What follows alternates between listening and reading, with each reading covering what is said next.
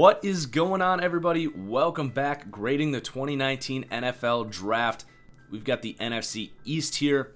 Make sure you like, subscribe, hang around throughout the day because we've got a marathon here. We're going to get through every team, every pick, every grade from the weekend, talking about who got the best value and improved their team, in my opinion, the most on draft weekend. So we're going to start here with the Dallas Cowboys. You got to remember they traded their first round pick for Amari Cooper. That trade, I would say, definitely worked out. Cooper with that elite release, short route running ability, run after the catch, great fit there with Dak Prescott, who does not have much downfield ability, but was kind of the skeleton key for this offense that really got going after they made that trade. So well worth it. And then you go to the second round. Had a feeling they might go interior defensive line early here. Tristan Hill, I did have a third round grade on, but a fantastic athlete. A lot of interior defensive linemen went earlier than I expected. So Tristan Hill was probably the best pick for them here. So he's probably going to start. I would have preferred him in a situation where he can kind of sit and learn for a year. I don't know if that's quite as important for, defensive linemen, though, as it is with like quarterback or wide receiver, tight end, some positions that you need to learn a little more. D-line, a little more clear cut in terms of what your responsibility is. So I like that pick. They definitely needed help beefing up that inside. Then at the 27th pick in the third round, they grabbed one of my sleeper interior offensive line prospects, Connor McGovern. Ironically, my pro comparison for him was Connor Williams. A little more of a raw athletic guy. May or may not be a starter year one. And Dallas, assuming health, does kind of have their front five secured there. Connor Williams did come on late in the year, even though he struggled. But McGovern very well could end up being a better player than Connor Williams. If anything happens to Frederick, which, we don't know what's going on with that situation. The superstar center did not play last year. Kind of a weird health issue going on there. So McGovern gives them that sixth man on that offensive line, which is an incredibly underrated role in the NFL. Not everyone can be last year's Cleveland Browns and have perfect health on the offensive line. If any team has learned the hard way that the injuries pop up on the offensive line. You got 5 starters there to keep healthy. You got to have good depth. It is the Dallas Cowboys over the last couple of years. So Connor McGovern, I thought a stellar pick, one of my bigger sleepers in this class, and has a lot of talent there to learn from. He could end up being a dominant player here in the third round. Then they grabbed Tony Pollard out of Memphis. Really nice, explosive player, has some size. Wasn't my highest rated running back at the time. That said, Pollard was a relief pitcher in college. He has excellent hands to play a role as a third down back to relieve Zeke at times. Obviously Zeke Elliott is the guy here. So you get a guy who's comfortable with that role as the relief pitcher. You're not going to complain with that. I think he's going to fit right in here and can kind of do whatever they need him to do to relieve Ezekiel Elliott. Then with the 20th pick in the 5th round, liked this pick, Michael Jackson, lengthy athletic corner out of Miami. They have some good corners there, but you do have some questions about if you're going to be able to afford Byron Jones. So bring in another, kind of similar athlete, has that length and athleticism. If he's a total steal here, maybe they do move on from Byron Jones and save some cap. I don't know if that's likely, but a good pick and a good value. Then they grab Joe Jackson, also out of Miami, an edge player here. A bit ironic. I kind of compared him to Taco Charlton. Kind of that bigger edge rusher, but has some good pass rush moves. Doesn't really have that athlete, burst or bend to really be an elite guy. I thought Taco was a reach when they took him in the first. Joe Jackson, a good value here in the 5th, a guy that was falling. I think I had a 2nd to a 3rd round grade on Taco, had a 3rd to a 4th round grade on Joe Jackson. Definitely needed help on that edge. A really good pick there. Would not be surprised if he got some good reps this year. Then they grab a safety out of Texas A&M. Add some depth to that safety room. I love this next pick, Mike Weber, halfback out of Ohio State. Bit of a straight line guy. My comparison for him is Isaiah Crowell. But hey, pair him with Ezekiel Elliott, also out of Ohio State. They got some similarities in their game. Weber doesn't have the same burst and lateral ability that Zeke does. But I think between Pollard and Mike Weber, this team did an excellent job filling a big need there in that kind of relief pitching running back because you're about to pay Ezekiel Elliott a ton of money. He's already got a lot of tread on the tires. I do not think it's smart for this team to give Zeke, as many carries as they've been giving. So I think it's smart to bring in some other good players here that can still produce and kind of save Zeke for the playoffs should they make it, and long term as well, because you're going to end up paying him a lot of money. And then with the 27th pick in the 7th round, they grabbed Jalen Jelks. Really athletic, raw, older prospect out of Oregon. I didn't love him, but this is excellent value at the end of the draft for an athlete like this. And he gives them something they don't have, right? Because they got DeMarcus Lawrence, they took now Joe Jackson, they have Taco Charlton. They don't really have that speed rusher. So I don't know if he's going to play an impact here as a rookie, a 7th round pick. I don't even know if he's going to make the team. But I like the swing at a position of need and getting a player that's a little different than what you already have. So overall, I thought this was just a really well-balanced draft for the Cowboys. They found value. They addressed some of their biggest needs. One pick that I really would have liked for them would have been Foster Moreau. I think tight end should be a bigger, investment for this team, given Dak Prescott's skill set. Can help you run the ball a little better, be a good blocker, but also be a good chain mover. I know they got Jason Witten back. I don't know if he's going to be very good at his age after taking a year off. To get an athletic guy who can block and then learn from Jason Witten, I thought this was a great opportunity to get a guy like Foster Moreau or Dawson Knox, Caden Smith, Caleb Wilson, who went, as Mr. Irrelevant. This was a really rare tight end class, and I think Dallas may have missed out there. But you're not going to critique them too much for what they missed out on. So next we have the Philadelphia Eagles. A lot of Eagles fans, waiting my takes here on Andre Dillard. A surprising amount of Eagles fans hated this pick, and I mean hated, and that kind of frustrates me, to be honest, because I think Eagles fans gotten a little blind to the fact that they've been very lucky to have a dynamic tackle duo now for 5-6 years since Lane Johnson really emerged as an elite tackle. You look around the rest of the league, not just here in Philadelphia, and there is a massive, almost apocalypse going on of teams looking for starting tackles. And Andre Dillard, in my opinion, was the best pass protecting tackle to come out in about 3 years. And he started to fall in this draft. You kind of got lucky that a team like New York took a nose tackle over him in your own division. So they move up a few picks, take past the Texans, who certainly would have grabbed Andre Dillard.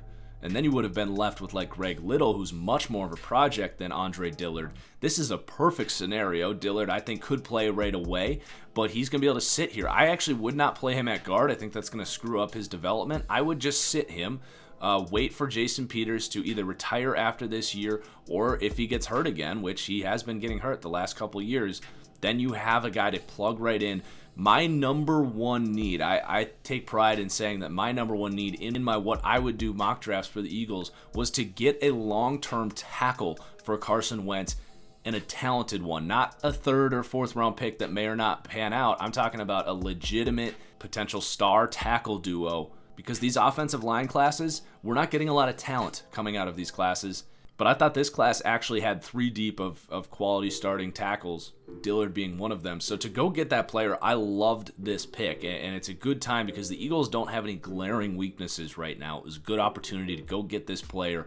I think him and Lane Johnson plus Carson Wentz, the Eagles are going to look back on this move. Those fans that were disappointed in this are going to look back on this and say, wow, that was really a smart decision. I am very glad we did that. And then they grabbed Miles Sanders in the 2nd round. I actually liked this fit here for them over like Darrell Henderson, who I may have ranked above him, because this is just such a good surrounding situation. You keep the Pennsylvania boy, grew up in Pittsburgh, you keep him in Philadelphia, but with his athletic upside in this offense, he can be this team's Jamal Charles, where this Chiefs offense is kind of originated from.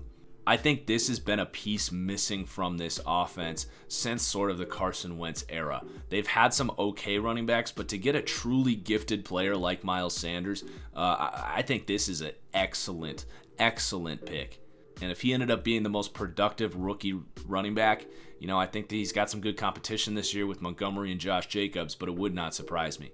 You do have to worry a little bit about Jordan Howard kind of stealing those goal line carries and starting over him earlier in the year, but just an excellent pick here, Miles Sanders. And then I'm going to kind of go the other way here on the J.J. Arcega-Whiteside, and this might just me being stubborn. I had a 5th to a 7th round grade on him, but I don't think he separates very well. I love his, jump ball ability. He's half tight end, half wide receiver, good red zone threat, all of that. But this is my big problem with this pick. You got Alshon Jeffrey. Yes, he's expiring, and J.J. Arcega-Whiteside could be the long-term replacement there. But you also have Zach Ertz. You have Dallas Goedert. You've got plenty of big-bodied wide receivers. So not only, according to my evaluations, was this a reach. I admit that I could be just completely wrong about J.J. Arcega-Whiteside, but I just look at this roster, and I just don't know if this was the right pick here. You had more athletic options available, guys that could separate better, guys like a Mecole Hardman, pretty sure Paris Campbell was still here, even like a Deontay Johnson out of Toledo I thought would have been a great slot weapon here. Just a little redundant with what you already have. Yes, he might offer that long-term replacement for Alshon Jeffrey, and I like that thinking ahead that you're going to have to replace that big receiver on the outside. But I just can't see a world where this is the pick that I would even consider. Also, some good corners still available, like a Julian Love. Safeties as well. Nasir Adderley comes to mind, among other names. So just not a fan of this pick really at all. Then they took an edge player out of Penn State, Sharif Miller. Now, a reach for me in terms of where my evaluations of him was, but this is a good, long-term vision here. They have Brandon Graham, an elite edge presence. They've got Derek Barnett. Now, his contract is starting to loom. Potentially a guy that they might not be re-signing, considering they're going to have to pay Carson Wentz as well. They took Sweat in the mid-rounds last year. Now they get another freak athlete to kind of develop. So I like the long-term thinking here. Not going to be much of an impact here right away, but a guy that could develop and end up being worth this pick here in the 4th round. And then they grabbed Clayton Thorson in the 5th round. This is a quarterback that I like. I like his physical traits. Has some similarities to Carson Wentz. Kind of that big-bodied guy. Has some athleticism to escape pressure. He doesn't really have a great arm, but can make some nice throws on the move. Eagles fans criticized me when I said that I'm targeting a quarterback in this class. I'm as big of a Carson Wentz fan as anyone else, but there's no denying that, he hasn't finished a season yet. They saw the value of having that good backup quarterback. They just could not afford Nick Foles anymore, at least. Yeah, a lot of Eagles fans like Nate Sudfeld. That's fine. But Eagles clearly recognizing that that's an important position to make sure that they have, and they're going to increase competition there, and they take a chance on a good, a high upside backup here in Clayton Thorson. So overall, we gave this pick a B. The Arcega-Whiteside pick, I really thought was one of the worst picks in the draft. Could end up proving me wrong. Didn't get a whole lot after that point either in terms of impact. I thought they had a chance to maybe walk away with another impactful player in that secondary, where I think they're kind of missing one piece. Loved the Dillard and Sanders picks, but a little bit underwhelming after that. So we're going to go with a B here for the Eagles. Then the New York Giants, who were the laughing stock of the 1st round. So let's get into them. First off, they got absolutely played by the Redskins, who were like, "Oh, we're so interested in Daniel Jones, New York, wink, wink. If you don't take him at number 6, we're gonna take him at 15. Aha! We want Ryan Tannehill, Blake Bortles, Christian Ponder. I hope you do too." Well, it worked. They took Daniel Jones, who, in my opinion, is a career backup, a high-level one, but, I don't see the arm talent, the downfield accuracy. Could prove me wrong. I said similar things about Baker Mayfield last year and was belligerently wrong about that. But, I'm going to stick to what I see. I'm not going to let one bad call change everything I know about evaluating quarterbacks. This was a reach and a terrible pick. I tweeted out, what would you rather do here? And we'll talk about Dexter Lawrence in a second. But what would you rather have walked away with this draft? Grabbing Ed Oliver with the 6th pick and trading the 17th pick for Josh Rosen, who is, in my opinion, clearly a better quarterback than Daniel Jones? Or would you rather have Daniel Jones and Dexter Lawrence? And out of like 500 votes, it was like 96% Josh Rosen and Ed Oliver. So that tells you a lot about what people think about Dave Gettleman's draft here. I think I once ran a poll about, is Andy Dalton going to be better than Tom Brady next year? And more people voted for Andy Dalton than people voted for the Giants draft here. So they take a nose tackle here at 17. Dexter Lawrence, a good player. I had him 23rd overall on my board, but the value would have pushed him into the late 1st, early 2nd here. New York, if you need a nose tackle that bad, which I don't think you do, You took BJ Hill last year. He played really well. You have Dalvin Tomlinson there. But, you could have taken a great offensive lineman to really secure that offensive line as one of the better in the league, but they still have a glaring hole at right tackle. They passed on both Jawan Taylor and Andre Dillard, who they let go to the freaking Eagles. And hell, I thought Jeffrey Simmons would have been a much, much better pick if you needed a defensive tackle. It's not like you're going to win this year. I mean, come on. Take the guy that at least has upside to be an elite pass rusher. I like Dexter Lawrence. But you don't need to take a nose tackle in the top 20, especially considering the free agents that are available. And you traded Snacks Harrison for a 5th-round pick. Like, come on, man. This is a terrible first-round draft. He's just kind of doing his own thing, drafting this team as if it's 1985, and you're going to line up, 2 tight ends, run the ball. You don't need an elite quarterback. Get 3-4 defensive tackles in there. Stop the run. Like, this is just an awful draft. Now, the rest of it is, he made up for some things. They move up and get DeAndre Baker. I like the concept of coming up for a cornerback, but, this is not a good move. They had a lot of corners on the board. 2 guys that I thought are much better players than DeAndre Baker. Actually, frankly, 3. I had Julian Love above DeAndre Baker, who they ironically got in the 4th round here. But they were picking in 8 picks, and there was a lot of good corners still on the board. I like that they acknowledged that they need cornerback help because, man alive, yes, they need cornerback help. But I did not like the idea to trade up. You could have gotten, I think, the same player or a better one, in the 2nd round. So that was a mistake. The O'Shane Ximines pick is fine. That's about the range I had him going. I don't think he's really going to be an impactful edge player. I see him as a rotational 3rd or 4th guy on the edge. Then they got maybe the pick in the draft, getting Julian Love here. My comparison, Casey Hayward, who also was a 3rd round pick. Just elite instincts as a zone corner. Really great quickness. Doesn't have ideal long speed. It's probably why he fell here. It's really the only reason you can explain it. But this reminds me a lot of when Desmond King fell to the LA Chargers in, I think that was also the 4th round. So that could be a steal. Definitely makes up for a lot of the errors this team made in the first, but not to the degree that it, you look for. Because if Daniel Jones is as bad as I think he will be, then this draft we're going to look back and it's not going to matter what they did after that, especially considering like Dwayne Haskins go to the Redskins. Then Ryan Connolly, a linebacker out of Wisconsin in the 5th. I'm pretty sure Blake Cashman was still there. I don't know how you justify taking a guy that's probably just a special teamer over a potential star linebacker who just has injury concerns. That in the 5th round just kind of bugs me. Like Ryan Connolly, you can pretty much get this player as a priority free agent pickup. Darius Slayton, you get another good talented wide receiver, really good athlete. I like him. I think this was a good pick. Increase the depth in that wide receiver room. They grab a freak athlete, Corey Ballantyne. I do like the corners that they took here. That's the best takeaway from this draft. It's the only thing keeping this from being an F grade is that they did really upgrade this cornerback room, but they just missed out on so much value in the draft that I can't ignore it. Then they grab a tackle out of Kentucky, a developmental guy in the 7th round, and a defensive lineman out of Syracuse, 31st. So we're going to give this grade a D-. Those 2 picks in the top there were I think 2 of the worst picks in the last 5 years in the NFL draft for any team.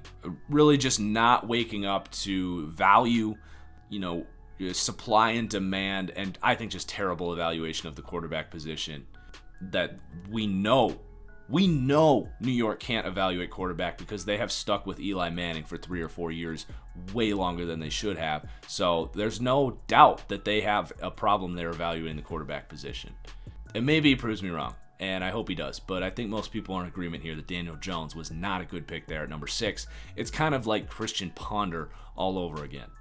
So then we've got the Washington Redskins, who benefited from New York's stupidity, getting Dwayne Haskins here, the number 2 quarterback in the class at number 15, a Maryland guy. He's coming home. He's going to get his revenge on the Giants. This is the best story of the draft and an A-plus pick. The Redskins, I kind of have this crush on this team as this physical, nasty team that up to this point was like well, they're going to have to kind of win games by just punching you in the mouth, keeping the score down, maybe get some big plays here or there. But the big question was who's going to be their quarterback, and now we know. I think he's an excellent fit here with this kind of culture. He's going to have this chip on his shoulder mentality. I think the Redskins are a sleeper team for this division. And I just want to throw in here, and I know Dan Schneider kind of runs this team and is a questionable personality, but Bruce Allen, the general manager here, just the front office ownership here, I think they get a really bad rap for being, one of the worst in the NFL. From a football operations standpoint, I love what this team has done with the Eagles and the Cowboys. I think it's going to be a really interesting fight. Bringing in Reuben Foster when he ended up, not being convicted of anything, that was an absolute steal of a move. I loved this team's drafts now for the last couple of years. They do a better job, I think, of anyone, especially among teams that don't have a franchise quarterback, of knowing who they are and the type of players that they need to add to their strengths. And I just want to give them some credit because I kind of feel bad for all the people that consistently rip on this front office. And then they grab Montez Sweat. They move up to get him. Pre-draft, I was not a Montez Sweat guy. I think you've got some serious questions about his work ethic. A guy that's played in 3 colleges now, was kicked out of Michigan State, still a raw 23-year-old freak athlete, edge rusher. Kind of question, if he's going to put in the time to kind of craft his game, because once you get to the NFL, being a freak athlete is not enough, and that is definitely why Montez Sweat fell. He also had questions about this heart issue. I don't think that's why he fell. I truly think that NFL teams kind of shared my opinions there that, yeah, he's a freak athlete, but he's got a lot of developing to do. But given everything we said about this culture, they have a lot of just nasty players on that defense that are going to be able to potentially inspire some, work ethic in Montez Sweat. And this is a huge need for them to get that number 1 edge rusher. Ryan Kerrigan is kind of that guy. He's a low-end number 1, I would say, but he's getting up there in age. So I like this pick, just didn't absolutely love it, especially moving up to get him. But the value was good there, first to second round. Then they took Terry McLaurin in the 3rd round, which I was fine with, getting one of Dwayne Haskins' favorite targets from college back here in Washington. Some people, had like early 2nd round grades on Terry McLaurin. I didn't see it.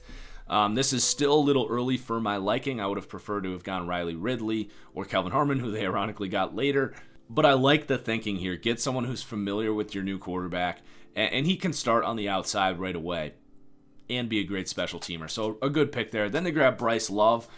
This is kind of a luxury pick, a risky, injury-ridden running back with a super high upside. I just don't know if they needed to do this. I would have rather gone with like Deontay Thompson, Amani Oruwariye, get a better player in that secondary, because you got Darius Geis, who I think is going to come back strong from that ACL. You got Adrian Peterson. Yeah, you got Chris Thompson, some injury questions as that more shifty guy. So I do like the pick. I think Love has a good chance to turn into a really good running back, and this is something they don't have in kind of that home run threat. So a good pick. I just thought they could have gone other ways. Then I really did not like this pick. Wes Martin, a center out of Indiana. To me, Ross Pierschbacher, a much better center, should have been the pick there at 429, and it's almost like they had instant buyer's remorse because they took Pierschbacher with their next pick about 20 picks later. So I didn't get that pick. Again, you could have gone corner or Deontay Thompson there. Really, one of the worst picks, I think, across the league there in Wes Martin. And maybe he plays guard and turns out to be a good player, but I thought that was a reach, and just, they kind of botched that scenario and almost kind of wasted a pick there. Then Cole Holcomb, linebacker out of UNC, fine, get some depth there. They've got a really good linebacker room. Then you grab Kelvin Harmon, a steal here, wide receiver out of NC State, kind of making me question my evaluation of him, a guy that I had, as my 3rd wide receiver, big-bodied.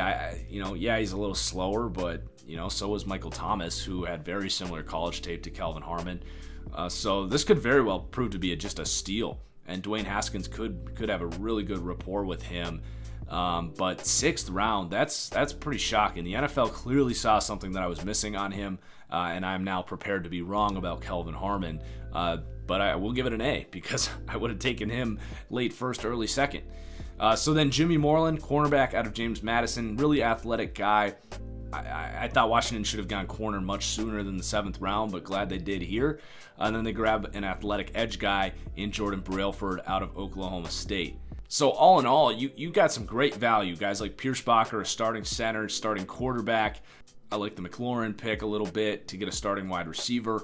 Montez Sweat, decent pick.